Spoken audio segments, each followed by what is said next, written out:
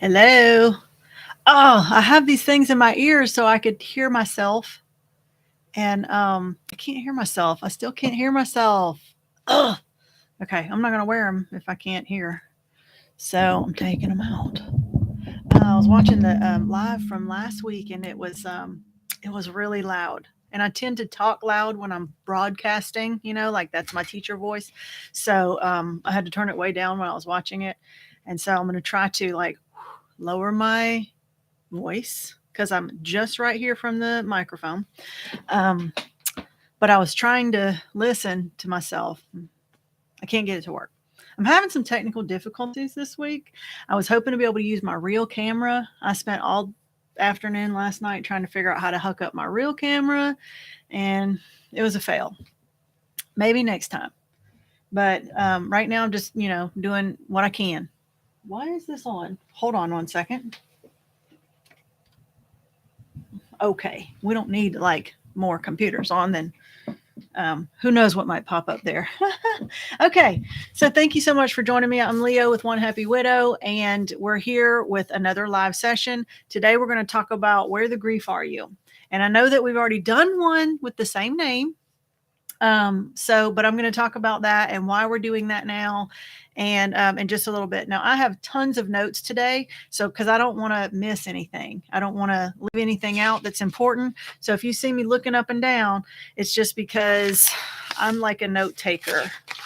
Right. And I started taking notes and then I was like, wait, I need to write this in the intro. So then I wrote the intro on page 3 and then I have to go back. And so like I'm a serious note taker. But I see we've got Janet is here from Pittsburgh and Peg is from Ohio, LaDonna from Oklahoma. We've got Penny Joe from California. We have Gigi Z is here. Hello. Les is from Arizona. Roberta from New York. Brenda from Pennsylvania. Wow. And then Barbara from Connecticut. So we've got East Coast and then a couple in the middle and then a couple on the west and then down south in Florida. Okay, so we're spreading it out there a little bit. Hello, Cindy. Thank you for joining us today. So also, I don't want to ramble too much because last week I watched the video again and I was like pulling my hair out thinking, just get to the point. And I took a long time getting to the point. I'm a rambler. I can't help it. But I will try to make improvements every time. Okay. So, and I finally got my nails done. It's been like almost a year since I've had my nails done. And so I'm feeling like a little more like a real woman today. So anyway, all right. So let's go ahead and talk about the topic at hand. So today I'm going to talk about where the grief are you. And what that means is that really I kind of classify everybody who is grieving the loss of their spouse into kind of like 3 loose phases. Okay. And I'm not talking about like the 5 stages of grief or the 7 stages of grief. I'm not really talking about that. I'm just talking about like beginning, middle, end kind of thing. And I know it doesn't ever end. I'm trying to make it simplified. So when I say beginning, I'm talking about fresh grief. I'm talking about like you're still numb and it's probably in that first 6 to 12 months period. Then the middle part is kind of what I call the valley of grief. And that's kind of when the numbness starts to wear off, the denial starts to wear off, and real life starts hitting you in the face. And you're kind of in the throes of everything, trying to get all this stuff done, trying to come to terms with what your life really is now, realizing that it's permanent. And you're trying to shift your brain and trying to figure out how do I make my life work? And a lot of things happen in that valley of grief. We're going to talk about that specifically in just a little bit. And then the third phase kind of is like when you've pretty much reached acceptance about the situation that you are in and this is how your life is going to be. And then you kind of accept and start to work on yourself. That's when you start looking inward and start thinking, okay, now that I know and I finally accepted that things are never going to be like they were before. Now let's figure out how can we make the best of what we have right now. Okay. So I'm going to talk about in detail those 3 loose phases. And I'm going to give you some resources that I think would help you at each one of those phases. So regardless of which phase that you're in, I will give you some things that, can kind of point you in the right direction. First, I want to remind you that I do have the journal templates that you can access as a download. They're PDF downloads. You can print them out as many times you want to. They're free. And they are on my website at One Happy Widow. I'm typing it .com/journal. Let me make sure I spelled it right. Okay. So I just put it up in the chat, onehappywidow.com/journal. So you go there, you just sign up, and it will send you a link to download the PDF. I think there's about 5 different journal templates. So you can use them all. You can use the one you like the best and print them out. They're blank. I'm also coming up with a list of journal prompts. I'm working on that. That will come out soon, probably in the next few weeks. But for right now, they're blank. So you put, it's just something that you can make your own grief journal out of. Okay. And that's free. Also, for those in fresh grief, let me talk about that when I get to fresh grief part. All right. So the first big question, I guess, is, we got some more people from Oklahoma. Wow. Okay. We've got T from Illinois. We've got Gigi says, but P.S. West Virginia. Kathy from Oklahoma. We've got Pamela from Arizona. We've got Larry from, Jana from Tennessee.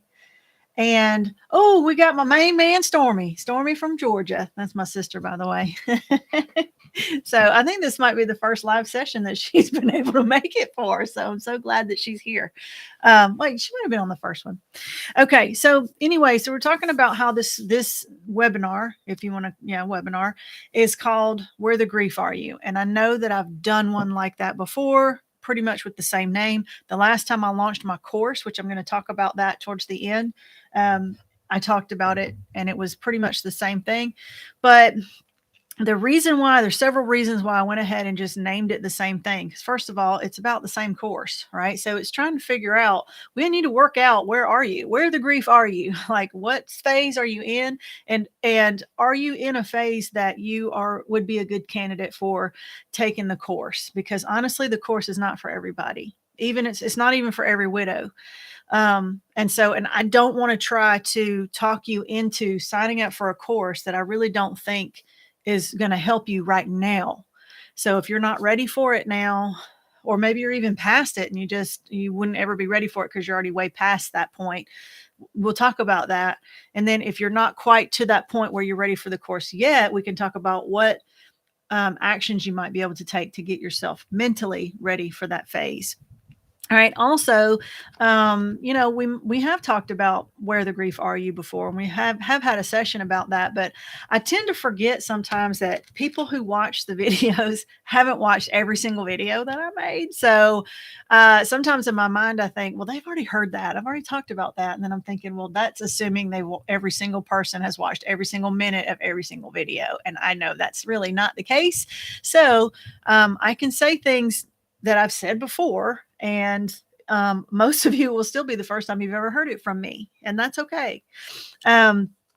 Also, when you're learning, like I teach school, trust me, my students need to hear things lots of times over and over again before they start to really learn things. You can't just listen to something and hear it one time and then know everything. Repetition helps you to remember stuff. So it's okay if you hear the same thing more than one time, because it helps you to learn. Secondly, sometimes you need to hear the same thing over and over again before you actually start to believe it or to accept it. And so if you're having trouble sort of accepting the position that you're in or the situation that you're in, maybe you need to hear it from some other person, or maybe you need to hear it again, or maybe you need to hear it said in a different way so that you can start to buy into, okay, what do I need to do to help myself? Also, they say, and I don't know if this is true or whatever, but they've said that in order for people to buy something, and I don't mean just buy like purchase, I mean buy into it or believe it, or decide to buy something and purchase. It's pretty much the same thing. People need to hear or see something 7 times before they decide to buy into it. That's why they say you go down the grocery store aisle and you see cereal. And by the time you get to the end, you're like, hey, you know what? I think I need cereal. because you've seen 700 boxes of it. And then by the time you get to the end, your brain is like seen it so many times. You're like, oh yeah, I need that. So, so the same kind of thing here, the resources that I would like to tell you about, several of them are free. Some of them are paid. And so you get to choose, what resources that you want to go after, what resources will help you, what resources you want to just go out and check out. So you get to pick and choose whatever's best for yourself. Also, if anybody listens to motivational speakers, or if you listen to podcasts, I watch a lot of YouTube videos of people kind of like what I'm doing right now, but not necessarily about grief. Like I watch one guy who has a YouTube video and his is about weight loss, but it's not just about food stuff. It's about it's a mindset, right? It's telling you, it's like motivating me to convince myself every day that I need to make the right food choices so that I can be healthy. And so, and I listen to it over and over again because it helps me to stay in that mindset of healthy eating. Once I start getting away from it and I don't listen to it all the time, I start getting other voices take the place of that guy who's telling me to be healthy. And the other voices are telling me it's okay. It's just one meal. It's just one snack. It's just one day. It's just one week. It's just a month. That we call that the diet devil, but the diet devil's voice will take place of that motivational speaker. So I need his constant feedback. And so I watch videos by him almost every day. I watch another, it's not really a podcast, but it's like a podcast, but it's on YouTube for video.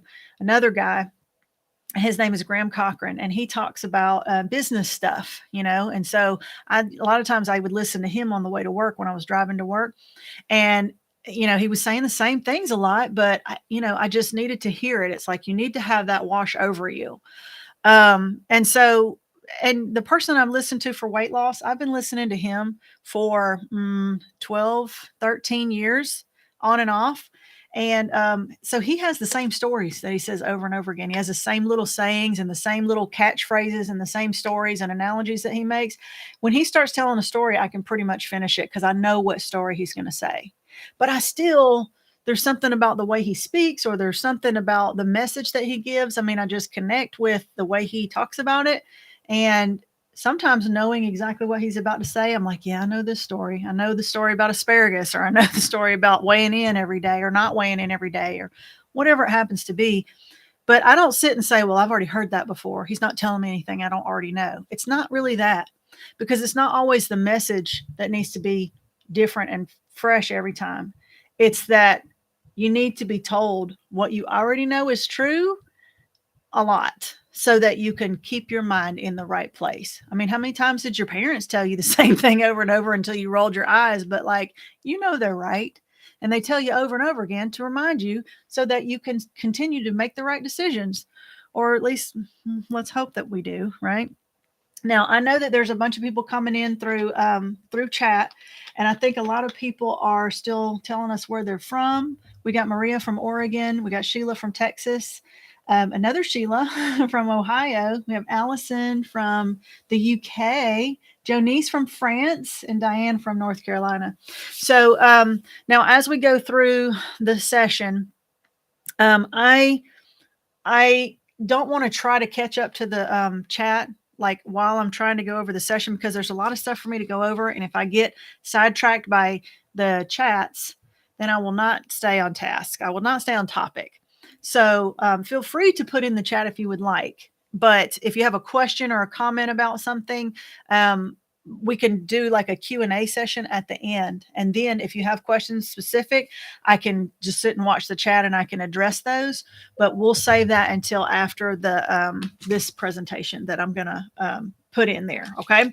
So we're talking about, hearing the same thing over and over again, or hearing repeat messages and things like that. Sometimes your mindset, like where your mind is that day when you hear that message, sometimes you hear things in a different way than you hear it in another way. Sometimes if you're really sad or you're really down, you will hear a message in a different way than if you're really up. Sometimes if you're sad and you really don't want to hear a happy message, you're like, I don't want to hear that right now. Okay. I don't want to hear about how happy, how springtime is here and the flowers are blooming. And don't tell me about that. And then other days, if you're in a happy mood and somebody talks about spring is here and Easter's right around the corner and the flowers are blooming, and you're like, yeah, that's so sweet. So it's just, sometimes it just depends on the mindset of where you are mentally as to how you're going to take the message that you're listening to. All right. Also, even though I talk about the same topics, sometimes I think of different analogies to compare things that I use at other times. I'm always trying to think about something that you can visualize, or something that, like, a topic that people can relate to, so that you can say, oh, it's kind of like that. I'm constantly dieting, right? So a lot of my analogies is about being healthy and losing weight and eating right and things like that. So I just tend to turn to those types because that's my experience almost every day. All right. And then also there's something called the Game of Thrones effect. I just made this up, right? But I have watched Game of Thrones.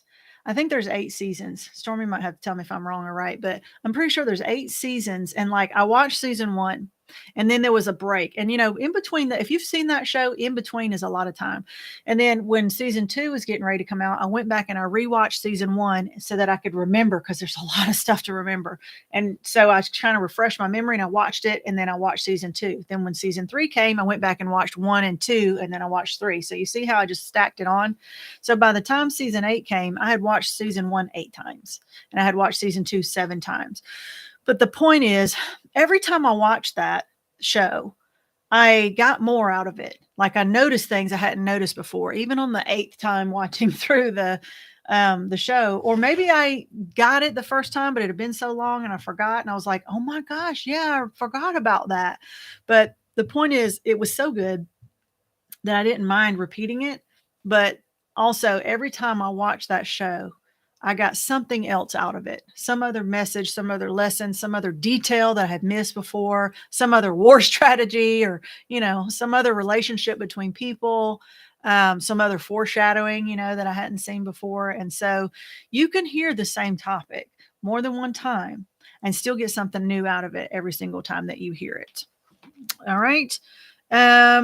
Also, if you go to church on a regular basis, think about your preacher, the topics that your preacher gives, they're all on the basic same, the same general topics, being a Christian, love your neighbor as yourself, love Jesus, salvation, be a good person, follow the 10 commandments, that kind of thing. So, it's not like there's 50,000 different messages, right? They're the general ideas about how to be a Christian and live a Christian life, but yet they take different stories from the Bible at different places and kind of create a lesson around that. But a lot of times the message, the general underlying message, is the same. Pray to ask for help from God, why you should be baptized, why you should, the plan of salvation, just those things. Like, you can probably list on both hands or less the general topics that you listen to at church, but yet you go every Sunday and you hear, a lesson, and you're like, wow. And almost every time you go, you feel like, that was meant specifically for me. Like that. Yep. That one was for me. That one was for me. Very seldom have I left a sermon where I really didn't feel like at least part of it was speaking right to me. And so I'm hoping that when you come and you watch my other videos, or you come to the live sessions, that you also start thinking, you might hear something and say, oh, yep. I know exactly what she's talking about, because that happened to me, or that's how I feel, or I totally get that, because you can relate to it.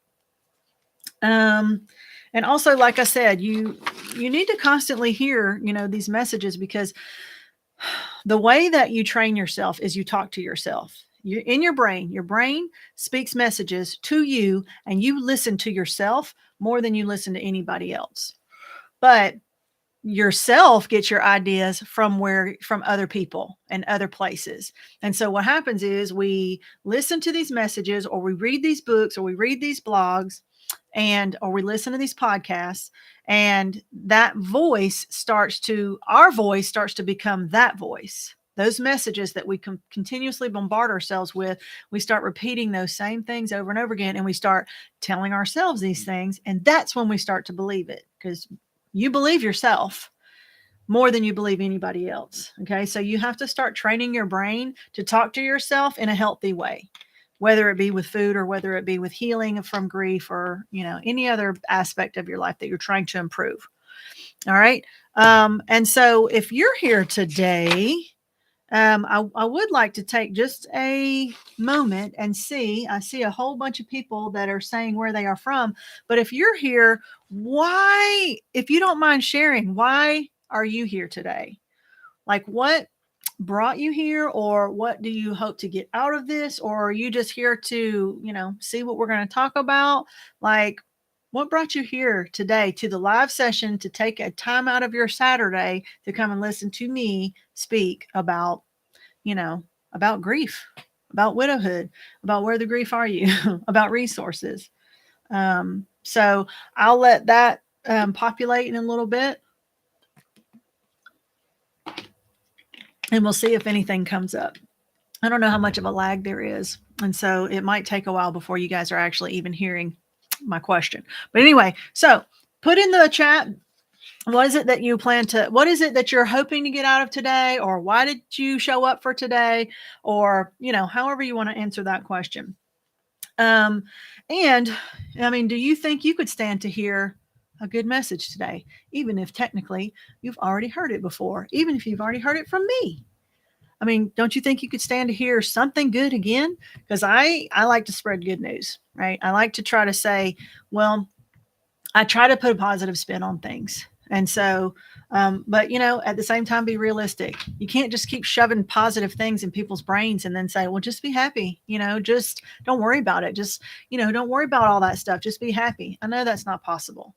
So you got to convince yourself, right? So that's what I want to do is help you, convince you that you're worthy of happiness and that you have purpose, and to figure out what that purpose is and go after it. All right. Stormy says, to help understand my sister's grief with the loss of her spouse. Oh, that's very sweet. To get information that I might need. You seem to truly be happy, and that is what I want. I am 1 year and 7 months into widowhood.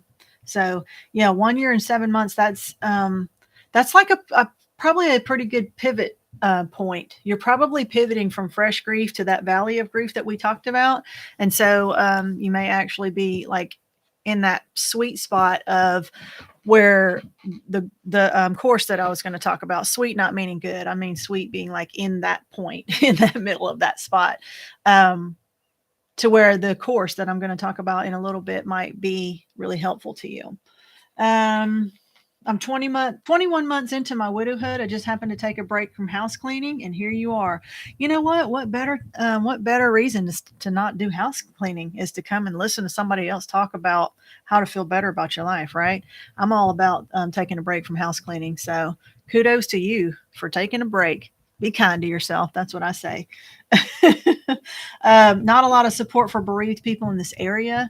I need to hear from other people going through the same thing. So that's, I think, a lot of why people congregate to other widows, because, it's hard to take advice from somebody who hasn't been through it before. And so it's when you hear somebody who has been through it before, you're like, okay, you have a respect level for them. And you feel like if they're saying something to you, you take it more seriously, because you're like, well, they must know what they're talking about because they've been through it too. How can I feel happy again? And connecting with others who are going through the same struggles and emotions that I'm experiencing. So yeah, pretty much like a gathering of people, like-minded people who have the same kind of goals and who've been through the same kind of struggles, and like together figure out how to help each other. One of the places that you can go if you haven't already been would be our Facebook group. And so let me type that in. Facebook.com/groups/one happy widow. Make sure so search the Facebook groups. If you don't want to look at the link, search the Facebook groups for One Happy Widow. Make sure it's the group and not the page. and apply to become a member of the group. It is a private group, but obviously it's free.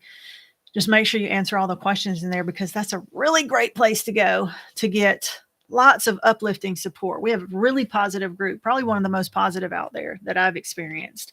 And it's a very helpful group. Most of you are probably already in it, but if you're not, go there, because we'll be waiting for you. Let's see, new to grieving from the loss of my husband after 4 months. Yeah, that is some fresh loss. I miss him and I need to know where I am. Okay. So Tressa, yeah, that'll be something that we'll talk about in the details in just a little bit. So you'll kind of mentally be able to kind of analyze where you are and what your next steps need to be. I'm also 1 year, 7 months into this, and I'm always looking for resources to help me build a new life. 3 years last November, still learning. I am there too, 3 years out. Okay. So it seems like we've got some people that are still in that fresh grief, and then people who are maybe in that valley of grief too. And then that's where people can help each other. People who are a little bit ahead of the other ones in those process of grief can always give advice and say, well, I tried this and it helped for me. I tried that and it helped for me. So, I'm nearly 5 months in. I feel so lost and in pain.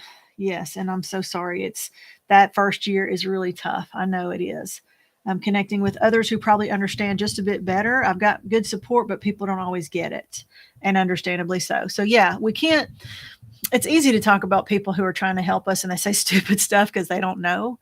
But then we have to also remember, where are they coming from? What is their intent? It's hard to hear it when you think, why the heck would you say that? It's so dumb. But then you try to remember, like, well, they don't know what to say. And they're trying to say something to make us feel better. And so, you got to cut them some slack. As long as you know that they're truly coming from a good place, a place of love and caring, you kind of have to give them a pass sometimes, just depending on who it is.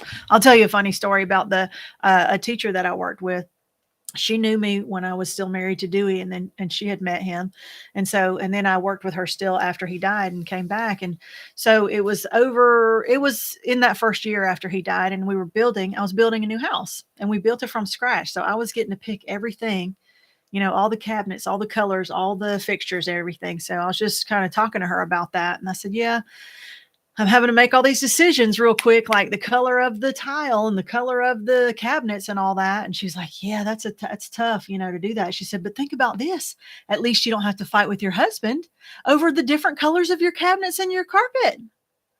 And I'm thinking, well, isn't that nice that he's dead? So I don't have to fight with him about my carpet color. Right? Like, it just, I'm thinking, what was she thinking when she said that?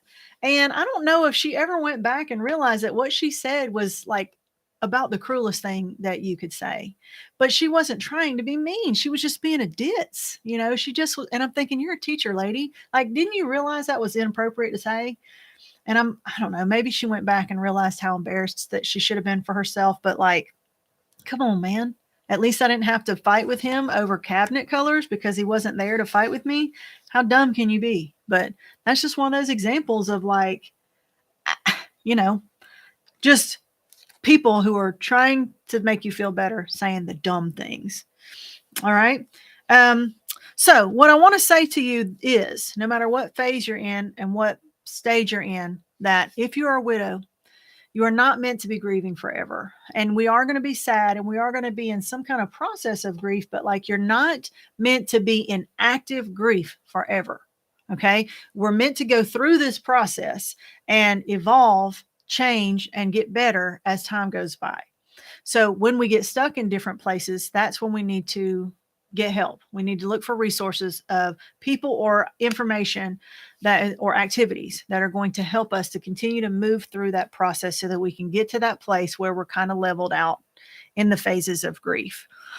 Your spouse would not want you to, how do I want to say it? Your spouse would not want to know that their death, his death or her death, also caused the essential death of you. Even if you're walking upright on this earth, if your heart is dead and your mind is dead and you're not doing anything but just wandering around breathing in air, your spouse would not want to know that their death essentially caused your death too. So you're still here for a reason. And you know what? If you can't live for yourself, then live for them. Live for the days and the life that they didn't get to have. They don't get any more days, but you do. So use those days, like use them for yourself, but also live for them too. Experience the things they don't get to experience anymore.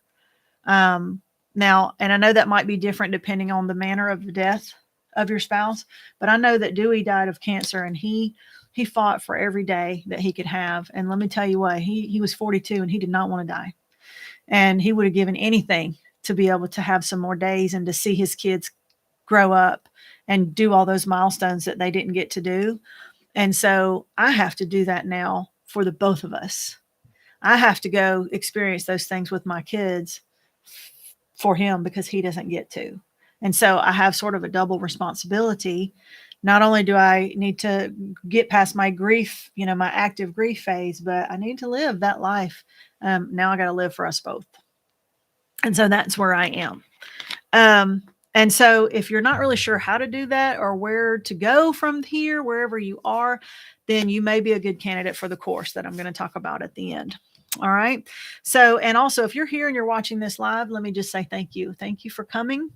Thank you for participating. Thank you for sharing, some of the most painful thoughts that you might share with anybody. And I just appreciate you being here and putting some kind of faith in what I might have to say, because it's very humbling to know that people come to me for advice and they'll email me and they'll say, I have this situation. What do you think? And I'm thinking, oh, I'm not a counselor and I'm not a doctor, but they ask me because I had one person just this week say, I asking you because I value your opinion. And so it just means a lot to know that you would come and spend your free time listening to me talk about whatever it is that, whatever it is we're talking about today. And so the reason why I'm here is to help you get to, and I'm not like in some kind of a place where everything's great and wonderful. If you've watched my videos, you know that I struggle. Like I'm not a sad person. I'm a happy person, but I have plenty of sad days. And so, I'm struggling with my kids to raise them because they are grieving hard. Like they put me through some stress, but, I just try to keep my attitude in a good place. I try to convince myself that there is light at the end of the tunnel and that there is purpose for my life, beyond just being the grieving widow and the sad mom or the mom to the grieving kids. All right. So now to move on to the actual, where the grief are you? Now I'm going to go back to where my notes pick up. And so I talked about the 3 general phases, right? So the first phase we're going to talk about is that fresh grief. So fresh grief is like it could either be from the moment that your spouse died, if it was like an unexpected death, because that's like the moment that you start, your life turns upside down, or it could be a gradual thing or a moment of diagnosis. So for me, my grief actually started when Dewey got diagnosed, because we knew from that moment that there was no chance he was going to live, because his cancer was not 100% terminal, but 99.98% terminal or whatever. So we pretty much were preparing, for his death. And so fresh grief is like from the very beginning, wherever that might begin, through the first few months, maybe up to the first year. Usually it's about 6 months. And it, of course, everybody's different, but, the fresh grief is, you're either in denial or you're numb. Like you're just walking around in a fog, like this is not real. This is not really happening. This has got to be a bad dream. This has got to be like, I'm going to wake up any minute and then realize I had a nightmare. This isn't really happening. A lot of times I felt like I was like outside of my body, watching my life as if it was a movie. That's kind of a weird way of saying it, but like I felt so far removed from myself that I couldn't feel things. Like I couldn't feel the same emotions because I felt like I was removed from myself. And I was just watching things happen around me that I had no control over. And I didn't even know how to feel. Like I didn't know if I should feel sad or hopeful or try to feel happy, or try to pretend to be happy. I didn't know if I should hide my grief from him while he was sick or if I should cry in front of him. Like, I didn't know how to act around the kids. Like, and then when he did die, it was like all this stuff was going on. Fresh grief happens when you've got a lot of stuff going on legally, in the courts, in the paperwork, in the will, in the probate, in the finances, in your job, in your home situation. Like, everything's being turned upside down, even in the beginning with funeral arrangements and what disasters can happen in that way, because you know that death brings out the worst in people. And so sometimes you really see the true colors of people when somebody dies, because they decide they want to come after you for stuff. They want to come into your house and take things that they think they have a right to, or they want to argue with you about survivorship or benefits, or just, all that kind of stuff. So fresh grief is like when you still feel like you are like swimming around, like you're a little tiny person swimming around in a washing machine and it's agitating. Like you can't get a control of a direction. You're just being, you're being switched this way and switched that way and switched this way. And it's just not stopping. Like, and you can't catch your breath. You can't catch a break. You feel like you're crying all the time. You don't even want to think about the future because you don't even know what that's going to look like, because you're too busy figuring out, what am I going to do today? What am I going to do tomorrow? How am I going to get out of bed? How am I going to get back to work? Like, there's so many things about this new life that and you're still kind of in shock. So that's all fresh grief. We walk around thinking about, I did not ask for this. Like, why is this happening to my life? I did not ask for this to happen. But yet here I am trying to make decisions and trying to figure out what to do with my life, in this life that I did not freaking ask for, but now I got to do it anyway. There's a lot of bitterness that comes along with that. But just remember, there's no workaround. Okay. There's no way of like fast forwarding through this. You just got to get through it, like one day at a time. And I know when you're in it, you feel like it's never going to stop. You feel like it's never going to get better, and you feel like it's always going to be this way. And it's very, it's easy to get, down, and it's hard for somebody to even convince you that it does get better. It does get easier, and that there is a light at the end of the tunnel, and it's not always going to feel this way. And I can assure you that is the case. But a lot of times it's hard to believe that when you're in the middle of it. Your life is pretty much chaos when you're in fresh grief. The grief is gripping you. So you're dealing with, if you watched my session last week, we talked a lot about primary and secondary loss. So not only are you dealing with the primary loss of your person, you're also dealing with a ton of different types of secondary loss that you've just been thrown into. And it is a huge amount of, it's just a huge amount of chaos that's been thrown on you all at one time.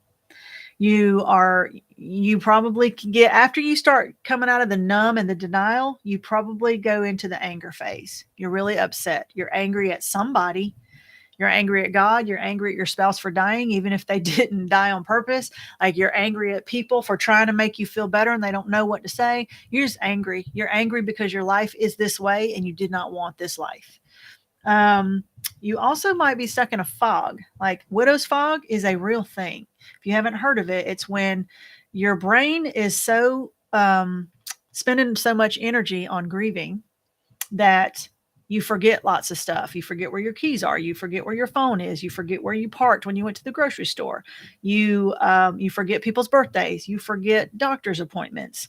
You forget what time you were supposed to be at work. You put 2 different color shoes on because you weren't really paying attention. You forget stuff. And when it first started happening to me, I started thinking, God, am I getting Alzheimer's? Because I can't seem to remember anything. And it's called widow's brain or widow's fog. And it's a real thing, but it doesn't stay. It does go away, but it probably took me a good year before it really got better to where I could really notice it. You feel like you can't do this alone, but yet you are alone because you've lost your person, right? So you don't know what to do. You don't know how to do it. You're having to learn a lot of new things, and you don't really want to learn them, but you do because you have to. You're not equipped for this new life. And so That's pretty much where you are if you're in fresh grief. Okay. And I started off this channel saying that I'm not going to tell you what to do, and I can't tell you what to do, and all these things. But I'm not a doctor, and I'm not a counselor. So but I do think that I can tell you some things that I think will help, and you can try them. And if they help, then awesome. And if they don't, then try something else.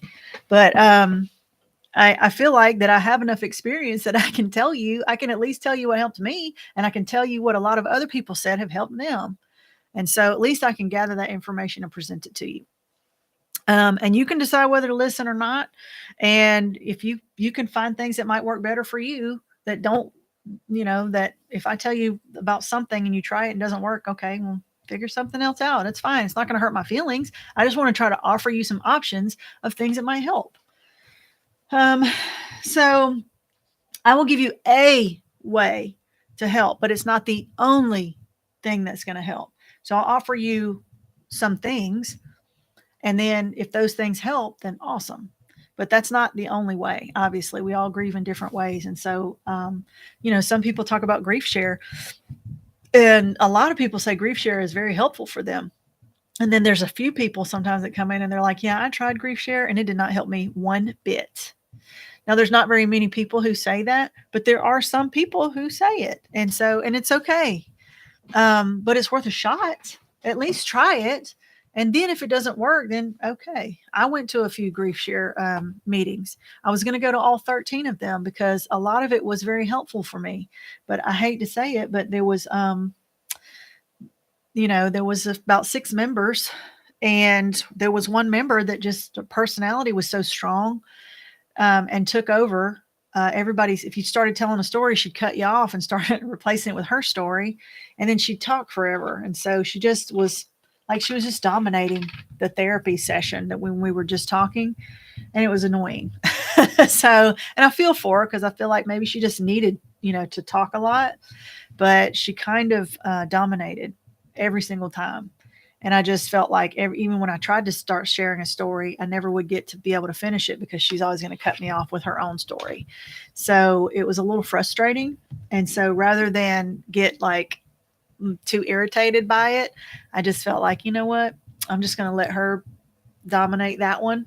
And maybe when it goes 13 weeks and then it starts over, maybe I'll start a new one with a new group of people. I don't know. So it wasn't grief share specifically that didn't work for me. It was just the personality mix, and that wasn't anybody's fault. It's just different personalities. So, okay. So, that is fresh grief. Like I said, you're in shock. You're in denial. You might not even feel much at first. And then eventually you start feeling, and things start to sink in that this is really happening to you. And that's when you probably switch over into that anger phase because you realize it's true. And then you realize, what the heck am I going to do now? You look at this mountain, like you walk up to the foot of this mountain and you see it almost looks like it's just straight up in front of you. And you think, how in the hell am I going to get up there? Because it's so high.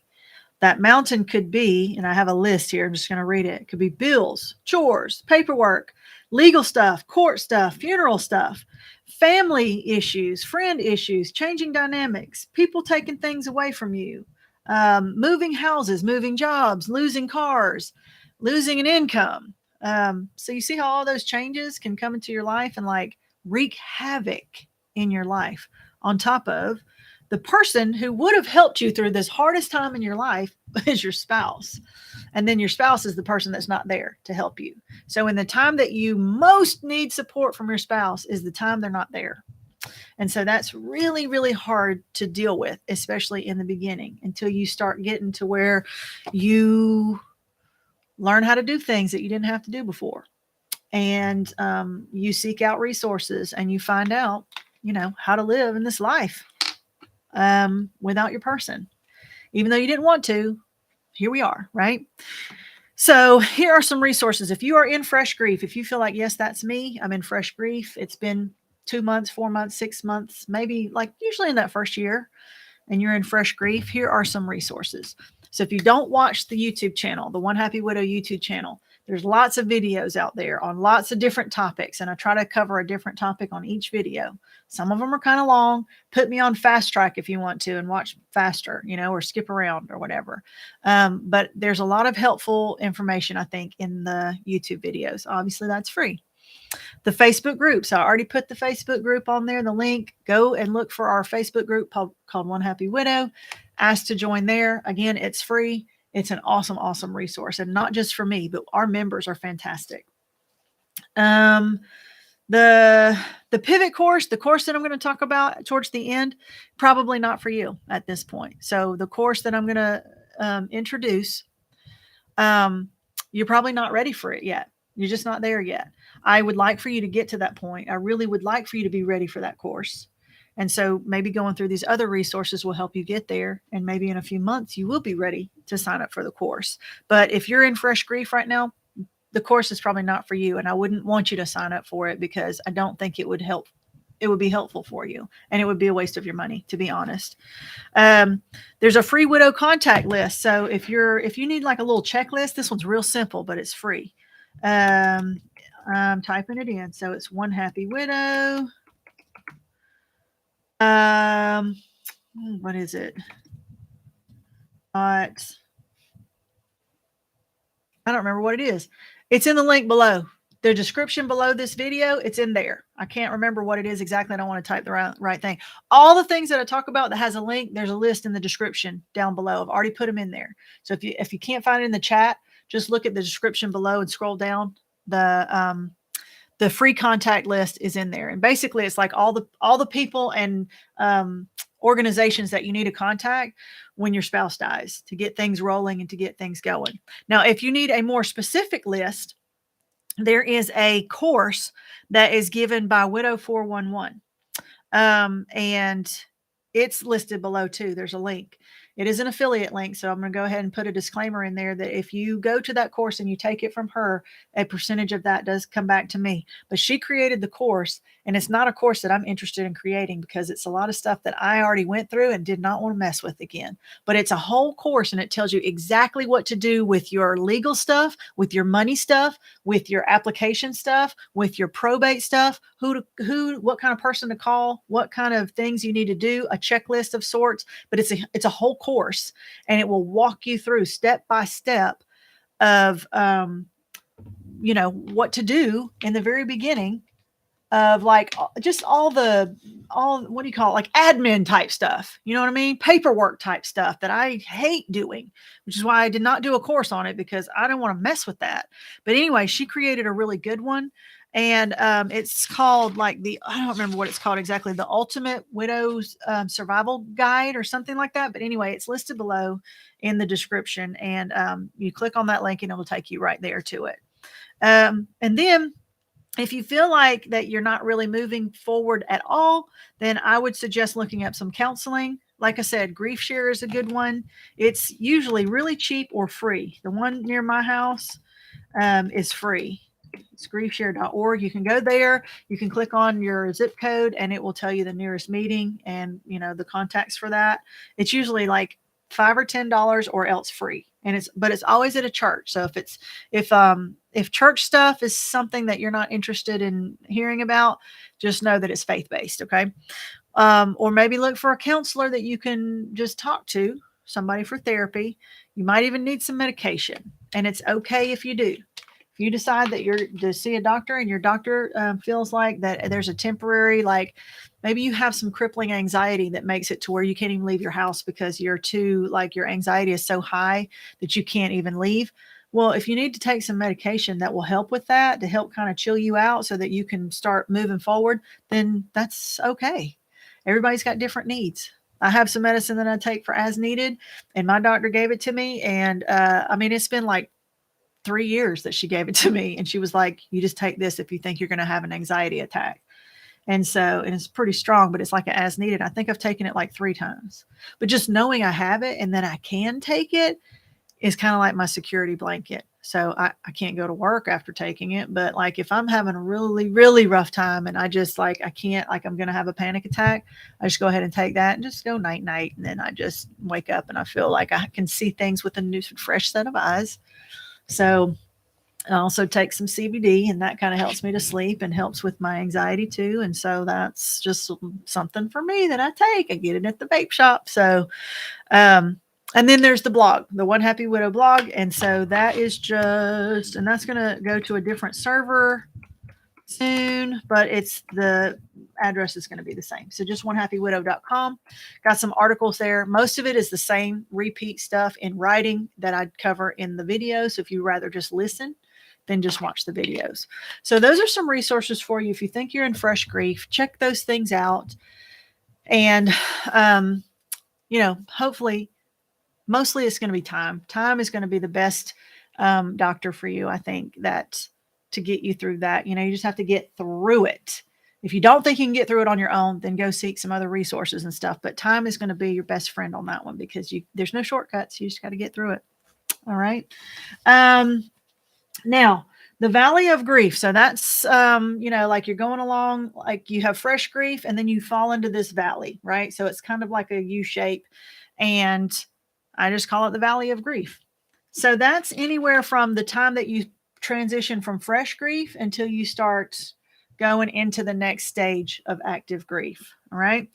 And so the fog starts to lift a little bit. The numbness starts to lift. The anger is there. And the realization that this is now your life. And what the heck do you do now? That's kind of like the valley of grief. And you realize that it's time to start normalizing, like what they call the new normal, which I hate that term. Like, especially when I first started listening, they're like, well, it's your new normal. I'm like, I didn't like the term because I didn't want it to be, I didn't want widowhood to be normal. Like I wanted just a normal life, not a normal widowed life. But it really is true that it is your new normal. I mean, as much as you don't want to admit it, it's kind of like when people are like, I don't call myself a widow. Like, I'm still married. My husband is in heaven and I'm married to an angel in heaven. Like if you still feel that way, it's okay in the beginning to feel that way for a little while, but you cannot live for 5 years thinking that, because that's not healthy. I'm just telling you right now, it is not healthy. When you refuse to refer yourself to yourself as a widow, you don't ever have to call yourself widow if you don't want to, but I'm telling you that you are one. And that is denial when you refuse to recognize it and you refuse to face it, because acceptance is part of the healing process.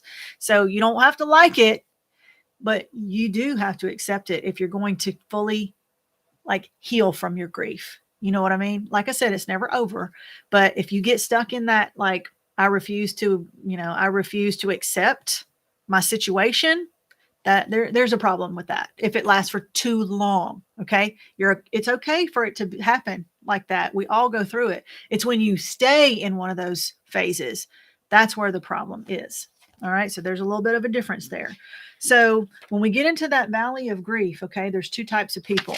There's the type of people who get down to the bottom and they just stay there. They stay down the bottom of the valley of grief and they don't even try to climb out.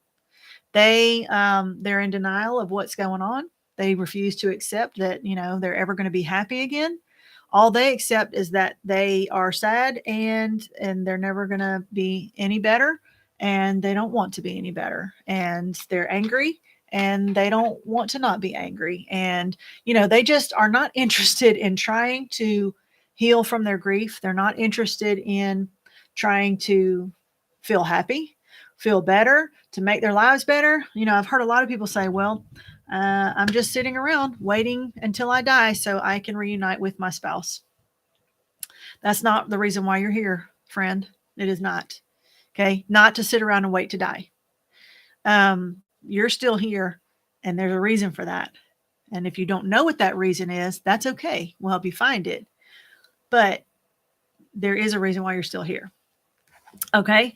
So if you are one of those people who, that we talked about, is down here and is not interested in getting out, that happens for a little while. But if it lasts for too long, okay, and you don't ever get to that point where you start wanting to climb your way out, you could be in what's called complicated grief. So complicated grief is basically when you get stuck there. You get stuck in that phase and you don't even want to get out. It's kind of like if you've ever been in depression. Depression you think is like feeling sad, but a lot of times people who are depressed, They don't even, it's like lack of caring. It's not necessarily active sadness. It's more like they just don't care. They don't care if they get better. Don't you want to feel better? And I've been there before. I didn't even care if I got better because I just didn't care. And so you have to start caring. And then once you start caring, then you can figure out, okay, now I want to get better. You're still not better, but at least you want to. And now you got to figure out what it's going to take to get there. So remember I said I talk about weight loss a lot, it's kind of like when you, if you weigh, if you're way overweight and you just give up and you're like, okay, I'm happy at this weight. I'm a big, beautiful woman. And I'm a fat person and I'm just going to be fat for the rest of my life. And they just accept it and you just stop trying to get any healthier. Well, even when you decide you want to try to get healthier, you're still not healthy. Then you got to do the work. But nobody's going to do the work until they're ready to do it, until they want to get better. So step 1 is wanting to get better. And then step 2 is getting better. And so those are two different challenges, right? So if you're in that complicated grief and you don't think you want to get any better, the course that I'm going to talk about is probably not for you. It's not going to help you because if you don't want to get any better, all the resources in the world can be put in front of you. If you don't use them, then they're not going to do anything. It's like going to the doctor and the doctor says, well, I have this life-saving medicine. Here you go. And they give it to you and you take it home, you put it on the counter and you never open the bottle. If you're not going to take the medicine, you're not going to save your life. But the doctor gave it to you, but if you're not going to take it, then nobody can make you. So it's kind of like that on a more emotional level. And so if you're in complicated grief, I want you to want to get better. I want you to get to that point where you're like, this is ridiculous. I can't do this anymore. I'm done with this crap. Like I am ready to feel better. But a lot of times you get there and then you're like, okay, ready to feel better. Now what? And you don't really know what to do from there. That's the person that this course that I'm going to tell you about, the pivot course, that's the person that it's perfect for. If you are stuck in complicated grief and you're not ready for the course because you do not want to try to make yourself feel better, you're just like, nope, this is my life. I'm sad. I'm a widow and this is how it's going to be forever. I urge you to seek other resources. Okay. If you're stuck in that and you've been there for a few months or more, or even worse, years, go find other resources. Go see some professional help, a doctor, a counselor, a therapist, a psychiatrist. Like you need something to help you to pivot to the next place. I'm begging you to go do that, because if you think you're okay where you are and you're not interested in getting any better or feeling any better, you're not okay. It's not okay, but you can be okay. But we need you to get to that point in your brain where you want to get better. And then we can work on helping you and giving you the resources that you will actually use to get yourself out of that bottom pit, that valley of grief. Okay. So, and it's easier for some people to do it than others, but I want to help everybody, but you have to be willing to take the help. And so I want you to get to that point. So if you're stuck in complicated grief, the course is probably not for you. It's time to go to do some other resources. And then when you come back and say, okay, now I'm ready to get better, please tell me how to do that, then the course is going to be for you. All right. If you're in constant anger about your situation and you're angry all the time, you're angry at people, you're angry at yourself, you're angry at your kids, you're angry at the world, you're angry at everybody because you're a widow and you didn't want to be one, that's a sign that you could be in complicated grief. It's like kind of being stuck in that angry phase. If you feel like you'll never be happy and that happiness is just not for you, you're probably stuck in complicated grief. All right. Okay. Now it's time to skip over. If you feel like you've accepted that this is your life and it will never be any better, that's not the same kind of acceptance. Okay. That's the acceptance of complicated grief. So you need to go find some other resources. We've covered that. Complicated grief could also look like clinical depression. So like I said, I'm not a doctor. I'm not saying you definitely have this or that, but I'm saying it's a lot of times it's kind of can go hand in hand. And so if you feel like your complicated grief has kind of morphed into a more of a depressed state, then it's time to get some help, some medical help, to see if you can get past that. I just happened to see something. What about if happiness is coming from other things? Is that complicated grief? Amy, it's you mean like retail therapy? Like that was one thing that I did a lot when I was in fresh grief, was like I just spent money on stuff. Like I bought myself 60 pairs of Converse in all the different colors because I thought that would make me happy. But I don't know if that's what you're talking about, but like, are you talking about like finding happiness in things that maybe bad habits, like if you're drinking too much, or if you're doing drugs, or if you're, avoiding things and do like if you're, I don't know, maybe you're going out and having a lot of sex with people that don't make, I don't know. I'm just saying, like, there are people who avoid feeling the grief by placing their happiness on other things. Like they find vices, it's so that they can avoid their grief, if that's what you're talking about. But and if it is what you're talking about, I don't think that's complicated grief. I just think that is a process of going through it. It's avoidance, and that's just something that you go through, and eventually you just start to realize that all those things that you're trying to do to make yourself be happy is not truly making you happy. And then you start to realize, okay, I got to do some other things. So I think it's more of like, yeah, retail therapy is still kind of a thing for me. When I get real stressed out, the Amazon packages start to multiply every day. And so, and I'm still trying to, convince myself that it's not a problem. I can stop whenever I want. But no, I don't think that's the same thing as complicated grief. Complicated grief is more like, if you've been around the Facebook groups and stuff, it's you hear people who are they're just bitter all the time, and they're just like, well, my husband died 9 years ago, and I still haven't, cleaned out his closet or something. It's just like you're stuck in like active, angry grief, and you don't want anybody to help you. And anybody who tries to say, like, even when you try to cheer them up, they get mad and they don't want to hear it. I don't want to hear about that happy stuff. I don't want to talk about that. I'll never meet somebody else. I'll never be happy with somebody else. I'll never, that's more of what complicated grief is. It's like an angry, I'm stuck in grief and I don't even want you to help me get out of it kind of a thing. All right.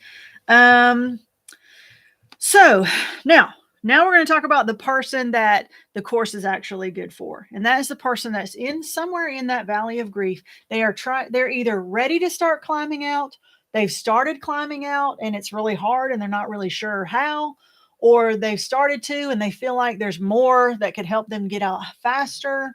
Or how about like or just people who are like, you know what, any kind of resource that I can find that will help me feel better, I want to try to do to help myself be as best as I can be. All right. And so if you're anywhere in that part of grief, then you're the person that needs to look into taking the course. All right. And so if you've heard about the course before, then you kind of already know, but I have made some tweaks and some improvements on it. So the course is called the Grief Pivot course. It used to be called the 28-day Grief Pivot course, but it's not meant to be taken in 28 days. It's 28 lessons, but there's no way you can do a lesson a day. So I took the name of the 28-day off because it's really just 28 lessons, but it's a Grief Pivot course and it is 28 lessons, 4 modules, and each module has 7 lessons, and it covers all kinds of different topics for your mental health, your physical health, your psychological health, your family health, like just your spiritual health, like all the different ways that you could feel better and make yourself healthy. And really what it is, it's a way to shift your mind. It's called From Grief to Growth. So instead of having all of your thoughts and activities to be revolving around your state of widowhood, it's to focus on other things, focus on more positive things, and shift your mindset, shift your attention, and shift all your efforts into doing things that are going to help you. And so you may be in what I call the routine of grieving. Grief might be your habit, your routine that you do every day. Like that's just what you do. You've got to get yourself out of the habit of grief and make other habits to take their place. So it helps you to develop these other habits in all these different areas of life.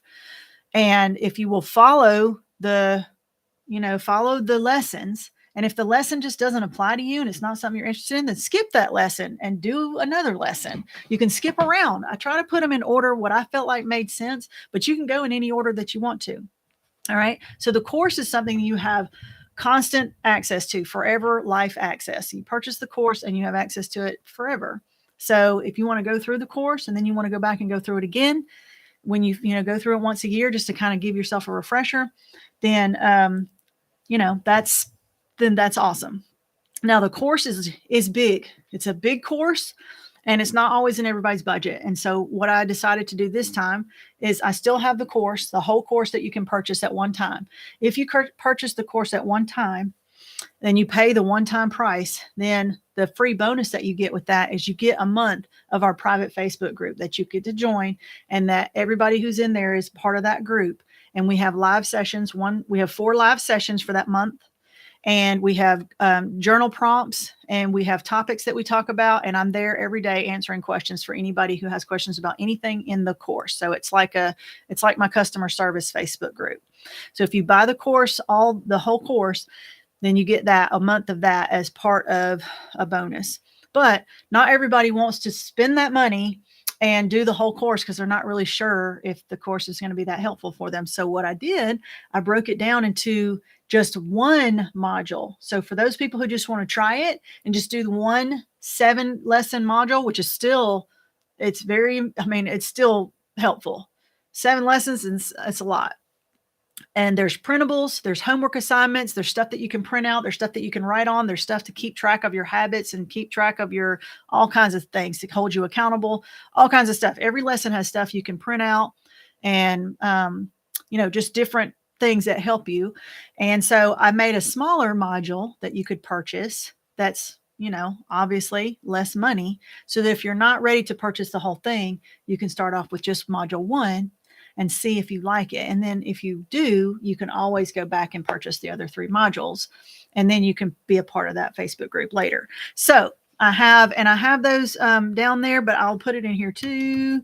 And they are actually open now, onehappywidow.com/courses. So if you go there, and it's linked down below too. So if you go there, you'll see the 2 courses. There's the one course that's the full course that you can sign up for now. And then you have the mini course. That's just the 1 module you can also sign up for now. All right. So the module is just the modules. It's self-paced. It's whenever you want to take them. And so that's it. All right. And so you can, when you click on those, it actually gives a table of contents, and it shows the different topics that we cover in all the different modules. So you can actually see the topics of what is talked about. I added in some feedback from some people who've taken the course and who've let me know what they thought about it. And so I put some testimonials in there of some people who've been through the course before, just to see what they had to say about it. And I do think that it's very helpful, but it's that whole case of, you can lead a horse to water, but you can't make them drink kind of thing. The resources are there, but it's not easy, and it's not something you can fly through. Even the 7 lessons, you can't fly through them in a week unless you have nothing else to do for your whole week. Like they're things you need to really think about, and resources that you need to go to, and videos that you can listen to. And so they're pretty in depth, but in order to cover all of it, I had to make it that way. If it was just a bunch of fluff that just covers the basic, skims the surface, a lot of times that's what the YouTube videos do. It's kind of like they hit on a topic and they talk about it, but not as much in depth. Maybe don't give out the resources. So these are like in-depth studies, in-depth resources that really make you reach down deep, and kind of think about your life. There's a lot of self-reflection. There's a lot of like looking back and seeing your progress from one point to another, and you'll actually see that you are getting better. And like I said, you can pick and choose the lessons that you want to do. If there's a lesson that just does not speak to you and you don't care anything about eating healthy, then skip that one and then go to another one, or skip around to the ones that are interesting. But I really hope that you'll take a look at it. And I hope that the people who do sign up for it, that they get some benefit out of it. And I know that you will, if you'll do the work. All I can do is make the thing. And I spent so much time really doing a lot of research, and I've put a lot of myself into this course for the purpose of helping you, so that when you take it, that I don't want you to take it and then be like, well, I could have read a blog post and got that, I could have watched her YouTube videos and got that. It's not it's so much more than that. Like, it's so much more in depth that it's not something that you're just going to like skim over in a podcast of listening to somebody. It's a lot of in-depth work. So you're going to have to put the work in, but it will be so worth it if you do. And that's pretty much all that I have on my list to talk about. So, and if anybody's ready to take the course, then let me know. Are you ready to take it? Go over there and let me know if you have questions about anything before you decide to purchase, if that's what you want to do. And of course, the other resources that I gave for the fresh grief, same. Like the Facebook group is going to help you. The YouTube videos will help you. The course is just meant to help you like in a lot more depth. Okay. But the other ones are still going to be there to help you, get through whatever it is that you're trying to get through. So now I'm going to open up, I'm going to look at the chat a little bit so that if anybody does have questions, even if you asked the question earlier and it didn't get looked at, you can ask it again, because now I'm looking at the chat and seeing what questions that you might have or comments that you might want to have. And I'll kind of scroll through the last few recent ones and just see if there's anything that I can address.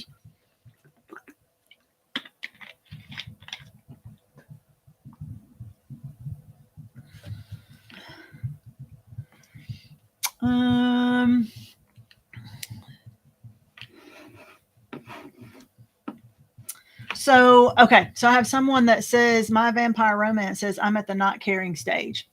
So it's okay to be at the not caring stage as long as you're not stuck in the not caring stage, if that makes sense. Okay. Because we all go through that not caring stage, because that's just a natural phase that we go through.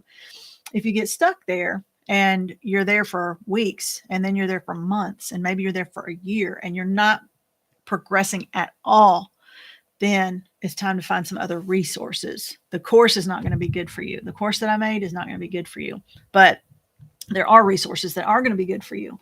You have to go out there and seek them. And the problem is, when you don't care, you don't want to go seek help because you don't care. You get help. So I'm trying to, like, that's where we have to convince the people who are stuck in that complicated grief, the valley of grief. We have to convince them as a group, come join our group, because we will rally around you, and we will kind of help push you so that you can get yourself to that point where you do care about feeling better. So let's see. Wow. June. My husband passed on 6/16. Amy, my husband passed on 6/17 of 2017, but it was June 17th. So almost the same anniversary date. Your dad on 6/25 and your mom on 6/15. So the month of June is tough. And Father's Day is also in June. So for us, Dewey passed away on the day before Father's Day. So that was tough. June is a tough month for us too. My husband passed on June 19th. Can't imagine going through what you had to endure. So yeah, especially when you have grief on top of grief on top of grief, that just makes it even that much more complicated. I'm in one Facebook group where one person multiple times a day is poor, pitiful me. I can't stand it. So I avoid the group. So Amy, yeah, I've been in several groups like that. And what is the purpose? Like, we can share our issues, like in our group, people will say, I'm having a really tough day today. Like, I'm really struggling because of this or this. I got triggered by that. You're going to get triggered by stuff. But like, for everybody to just, well, I'm sad because of this. And it's almost like if you're coming to a widow's group and you're trying to get pity, you're in the wrong place. Like, we're all feeling what you're feeling. So like, we can empathize with you, but you're not going to outdo any of us. And so you need to go somewhere else to post on like your regular Facebook group if you're trying to just get sympathy. And that's not the purpose of, healing through grief, is not to try to get sympathy. Because when you get sympathy, it's like you're hurting and you want people to agree that you're hurting. Like, you need to be vindicated, but like, we don't need other people to know that we're hurting. Like, we totally are. So we already know this. So the whole point is to get past that and to say, okay, now it's time for me to feel happy.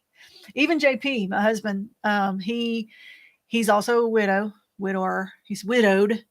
And he said he can remember that day. He said he was crying every day after his wife died, and he had to go to work the day after his wife died. His wife died on a Wednesday. He had to go to work on Thursday because he owns his own business and he had nobody to drive his truck. And so he had to just go right back to work. And he had to bury his wife on his birthday. And so he said he can remember the day. He said he would wear sunglasses all the time and he would cry and cry and cry and cry. And he said he remembers the day where he was like, I'm tired of crying. Like, I'm tired of being miserable and sad. I don't want to do it anymore. And he said after that, he just stopped crying. I mean, he has cried obviously since then, but like he just flipped the switch from crying all the time every day to just deciding like, I'm done with this, because the crying was not helping him anymore. It was making him miserable. And so he said I don't remember when, but he remembers the day that he just decided, I'm not doing this anymore. I'm not living in this misery anymore. Like, I've got to stop feeling so sad. So, okay, not sure how to connect except through, yeah. So I don't know if you can actually connect with each other through the chat, but you can go onto the Facebook group and connect that way. So Pamela says, I'm ready to move forward and shift my mindset and make new habits. So Pamela, that's perfect. That's exactly what the course is meant to do. And so there's plenty in there for you to find that will help you do that. My retail therapy equates to getting my butt out of bed in the morning and trading on the stock market. It's a blast. I probably would get stuck in that too, but I'm scared of losing my ass. And so Dewey was actually kind of into that a little bit before he died, and it scared me because he was doing some risky stuff. So let's see. I wish I understood the market. I know it's exciting. Yeah, I mean, it's like legal gambling, right? So I don't know anything about it, and I don't want to because I don't want to get mixed up in it. Learning with a demo account. Okay, I gotcha. I don't want pity. I want to be able to travel and have fun and live life. Exactly. So, and sometimes I think we get tired of feeling like we're pitied. Like after a while, I don't want to be known as the widow. I don't want people to look at me and be, oh, bless her heart. Oh, So a lot of times when I meet new people, I don't mention that I'm widowed because that's not really a part of my life that they need to know about. I don't want them to go ahead and make a decision about what they think of me. I want them to decide what they think of me first. And then as they get to know me, if we develop a relationship, then they will find out that in the past I lost a husband, and that's an issue that I deal with. But I don't want to, like open with that anymore. Let's see. Lost my lovely hubby 7 months ago. He was 46 and I'm struggling. So Jackie, 7 months. Yep. You're in that. If you're still struggling, then you're in that fresh grief phase. And especially because you're young and your husband was young and you had a lot of life ahead of you and you got robbed of a lot of it. And so it's hard to accept that when we're younger. And we know that we had a lot of time left that we got robbed of. That's really hard to accept. So I definitely can understand, how you would feel that way at this point. And then Amy says, when my cancer came back, it was a turning point. It was fight or join my husband, and one look at my kitties' faces decided what I was going to do. So sometimes, yeah, if we're parenting or if we have pets at home, you put that on them. Like, who is relying on me? I'm going to live for them. And eventually you need to live for yourself. But if living for others is what keeps you going in the beginning, then awesome. And eventually we want that to shift over to living for you, or combination for. So, and then Allison says, finding you in the early weeks, October 20 was a lifeline. Knowing I wasn't alone in this grief was so reassuring. And here I am 18 months on, learning and growing. That's awesome. So you've been following along for quite a while.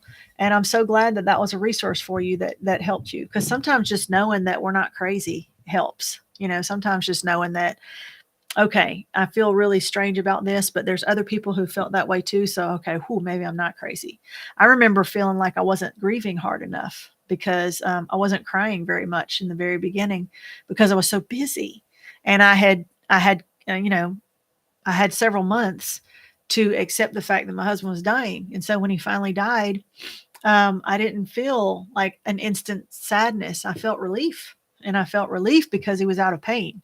Then I felt guilt because I felt relieved, So, and then finally after that, it was like I had to get down to business. I had to get my kids in school. I had to go back to work. I had to pay the bills. I had to try to find a house for us to move into. And it's like I was so busy that I wasn't actively grieving too much. And so I felt like people were going to think I didn't love him very much because I wasn't like laying in the bed sucking my thumb and not able to get out of the bed every day. Like I was, because I had to. But I started feeling, I kept remembering thinking, I'm not doing this right. Like I'm not doing this right. There's no right way to do it, but that kept going through my head. I kept telling myself, you're not grieving right. You're not doing this. This is something, you're not doing this right.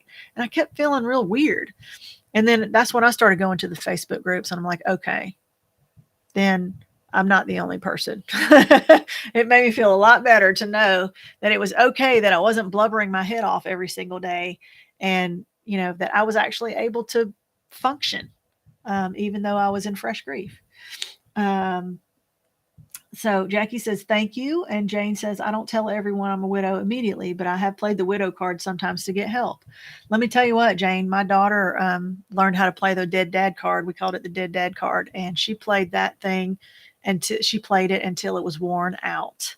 Like she realized that I don't want to take this test today. So I just told him I'm sad because my dad died. And so he told me I didn't have to take it. Like people don't know how to act when a kid is like, well, my dad died and I'm really sad. And so she played that card. I mean, until she just couldn't anymore. And even the other day, he's been gone 4.5 years. And so the other day she was supposed to be moving out of her apartment and she needed a few extra days. She called me and she was like, I need to ask him for a few extra days before, to push the move out date. And I was like, well, you'll have to talk to him and call him and tell him. She said, well, I could just tell him my dad died. And I was like, well, I guess that would be the truth if you don't tell him when. She was like, yeah, I told him my dad died and I needed a few extra days to move out. She didn't tell him my dad died 4.5 years ago. She just said my dad died, which was the truth. And they were like, oh, we are so sorry. Well, you know what? We'll postpone it a week. And so even 4.5 years later, my daughter is playing the card to her advantage. And I'm like, really? And of course, when she said it to us, we laughed about it because we're so far out that we can find humor in some of this. And so, because sometimes if you can't, you can either laugh about it or you can cry about it, right? So a lot of times we choose to kind of joke about it, but it's only us. It's kind of like, when you're in school, people can pick on you can pick on your brother or your sister all you want to when you're a kid, but don't let somebody else do it, right? So we can joke about daddy's death and, make really dark, humorous jokes between each other, but we don't do it in public, and we don't let other people hear us. It's just like inside jokes for us. So I played the card in high school. Times were different back then. It did not work at all. Well, it worked a lot for my daughter. So I need learning to live for me. Other significant people in my life have shot down some of my ideas of things I want to do on my own because the first year, oh, wait, it's flipping up on me. Something disappeared, I think. All right. I bought a condo 2 months after I lost him. I needed to be secure since I went down to one income. Yeah, that was smart. They say not to make any changes the first year, but to that I say not necessarily. So Amy, I totally agree with that. Like I even made a video about part of that and said that, well, they say don't do anything in the first year, but I think that's crap. It just depends on your situation. It really does. Oh, okay. I see. I was reading a message, and right when I was reading it, it was, it kind of disappeared. So, and so, yeah, Amy, I did the same thing. I built a house, I bought a house so that, I wouldn't, blow all the inheritance money that I had. And so, I just put it into the house so that I would not have to worry about spending it and it having go away and then not having anything to show for it. So I just put it all into the house. That's why I still have to work, because I might not have a mortgage, but I have all the other bills, and raising kids is expensive. So, all right. Well, so if anybody has any more questions about the course, I'm here to answer those questions. Otherwise, I am going to wrap up the Where the Grief Are You session for today. And we'll come back next week and have some other kind of, I think I'm going to just stick to lives unless I do maybe once a month, I'll do a pre-recorded, but lives seem to do well and people seem to enjoy them because they can interact. So, and I like doing them because I get to talk to you guys like in person in real time. And so it's kind of nice to be able to connect with people that I see on the screen a lot and to connect in real time. So it's kind of nice. All right. Pamela says, I want to learn to live for me, not others. Opinions of what I can do because they would worry about me. Yeah, I totally get that. And a lot of times we are living for others, and we have to, like, I have a hard time doing things for myself because I spend so much time trying to do things for other people. And so it's hard to do me time. And so part of this is me time right here. This is kind of like my thing. And so I can tell everybody, don't bother me. I'm on a live session. And then sometimes they make a cameo, but most of the time they leave me to my stuff. So yeah, I think same time next week is going to be, it works out for me, and it seems to be a good time for a lot of people to join in. So I'm going to stick with 4:00 on Saturdays unless it's, unless I change it, but I want to try to be consistent so that everybody can start to know that's, when we come here. And then, oh, I see. Okay. So Lisa, all right. Yep. 4 p.m. Eastern. And I'll be sure to let everybody know. I'll send it out if you want to go on the, go get the grief journal, and that will sign you up for the email list. And then I'll send out emails too. All right. So I hope this was beneficial to some of you, and I hope that people will go sign up for the course, because I know it will help you. And I'm so excited to hear back and see if all that work that I put into it, that people come back and say, man, I'm so glad you did that, because this helped me and this helped me and this helped me, because I made it for you, all of you. And I want you to be able to benefit from it. And so I cannot wait to see who goes in there and signs up so that we can get going, because I want to help some people. And I know that it will work. You just got to get in there and do the work. I did the work. Now you got to pick it up where I left off and apply it to yourself. So, okay. All right, guys. Well, that's going to wrap it up for today. And, like I said, thank you so much for coming in and joining me. If you have ideas for other, if we're going to be here once a week, I got to come up with topics, things to talk about, right? So if you have ideas of things that you would like for me to research and you want to hear about, you want to hear me talk about, just, reach out. Email me at onehappywidow@gmail.com, or you can go on the Facebook group and contact me that way. Either way. So just let me know. And because I love to hear people's ideas, because if you tell me that's what you wanted me to talk about, then I'll know somebody needs to hear it. All right. Okay, guys. Well, that's going to be it. And so again, thank you for coming. Thank you for watching. Go check out the course. If you have questions about it before you sign up, feel free to email me. I can answer anything that you want. And I don't know if Stormy's still on here, but she can give a report about the course. I made her take it. Even though she's not necessarily widowed, she's kind of like widowed because her husband is a deadbeat ex-husband. But anyway, we won't talk about that. All right, guys, you're welcome. And thank you again for coming in. And we'll see you next time. We'll be back here next Saturday, 4 p.m. Eastern time, and we'll set up a new topic and we'll talk about it. All right. See you guys next week. All right. Bye.